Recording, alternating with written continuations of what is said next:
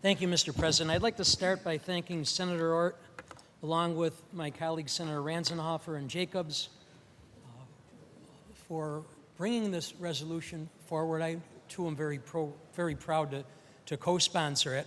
And I'd also like to thank Senator Ort for his comments because he lends a unique perspective that many of us never had. A veteran with service in combat knows many of the realities all too well. But I can't think of a better person to describe Staff Sergeant Bellavia's actions and his concerns that Staff Sergeant Bellavia has articulated since this award has been announced, his concern for others, his concern for the soldiers that he served with, his concern for not just those in his unit, but the larger people that his actions ultimately saved. Countless, hundreds of individuals were saved through his actions. And it's really interesting when you look at this Medal of Honor, nearly 3,500 people have received this in our nation's history. Half of them in the Civil War. So that's only 1,700 other people throughout our nation's history out of the tens of millions that have served.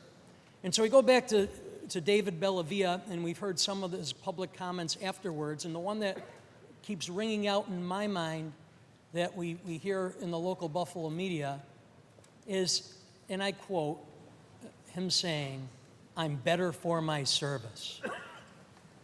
So you think of his selfless actions, and you think of him saying that, look at what this has given me. The honor to serve my country, to make me better, to continue to serve my community, both in Western New York and serve veterans across the nation, I think lends insight to the type of individual that he is. Because Senator Ort did such a great job of taking us through what earned Staff Sergeant Bellavia the medal, I'll keep my comments brief, but everyone ought to know that he wrote a book called House to House. They actually had a journalist embedded with their unit that was keeping track of all the things that took place. So the award that he's gotten, the events described, are not Staff Sergeant Bellavia's recollection of it.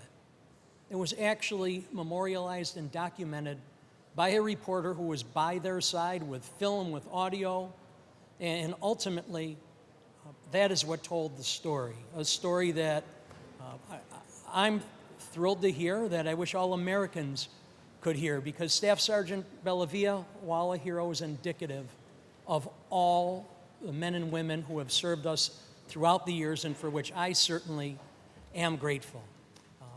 I do want to emphasize David Bellavia, while he is the one being acknowledged, he continues to say, this is about everybody. It is not just about me. And the people that he'll take to Washington with him are the living members of his unit that were there. There'll be roughly 40 to 50 individuals that have served with him that he'll be accepting this in the name of. It is an incredible honor. I'm very proud to call him a friend and very proud that we as a body are taking time to recognize his service and those men and women who served by his side, and of course, in all of the conflicts, standing up for the things that we believe in and making the lives that we live possible. Thank you, Mr. President.